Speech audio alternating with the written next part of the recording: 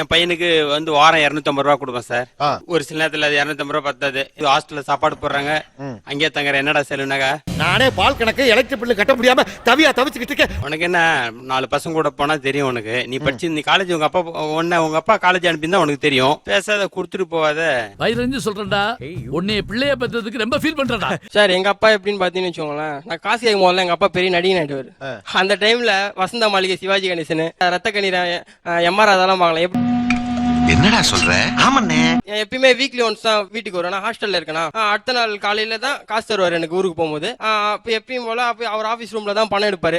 மாரி அப்பா மாரி பணம் 200 ரூபாய் ஒரு வாரத்துக்கு வச்சுக்கணும் தெரியுமா? கால்னா கேட்கப்படாது. ஏன்டா போன வாரம் 2 நாள் தான் இருந்தேன், அதுக்குள்ள உனக்கு பணம். சரி வழக்கம் போல இருந்தா அந்த 300 ரூபா தானே, இல்ல இந்த வாரம் ஒரு 200 ரூபா அதிகமா வேணும். ஒரு சில்லற காசு 500 ரூபா இருந்தா கூட செருப்பு பிஞ்சிரும் அப்படின்னு உடனே அவர் மூஞ்சி மாறும். டேய் இது இருக்குதே என் ரத்தம், என் வேர்வை.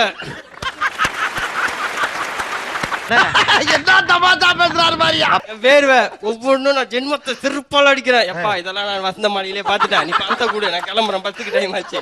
பேசுவடி, நீ இதுவும் பேசுவ இன்னும் பேசுவ. இந்த மாதிரி சென்டிமெண்டலா அட்டாக் பண்ணலான்னு பாப்பாரு. உங்களுக்கு அதெல்லாம் பணம் வாங்கின உடனே மறந்து போயிடும். வேற என்ன சென்டிமெண்டல் அட்டாக் பாருங்க, ரத்தம் என் வேர்வை தவிர வேற. நாங்கெல்லாம் அந்த காலத்துல ஸ்கூலுக்கு போகையில அறுத்து தொலைக்கிறானுங்கப்பா. எங்க அப்பா டேய் உங்க அப்பா தொழிலதிபரா இருக்கலாம்டா, எங்க அப்பா கோமணத்தை கட்டிட்டு விவசாயம் பண்ணவரா. அவர் கோமணத்தினா கட்டணும், எதனா கட்டணும், நீ என்ன கோமணம் கட்ட விட்டுறாத. பயபிள்ளைக்கு 3 நேரமும் சோத்த கொட்டி துணிமையை எடுத்து கொடுத்து படிக்க வச்ச பாத்தீங்களா, அந்த திமிர்ல பேசு. பணத்தை கொடு, இல்லாட்டினா ஹாஸ்டல்ல சிங்கப்பம் போயிடும். அந்த டயலாக் பண்ணீங்க, எனக்கு சொல்ல முடியுமா? இது என் ரத்தம். உங்க அப்பனோட ரத்தம்டா, ரத்தம்.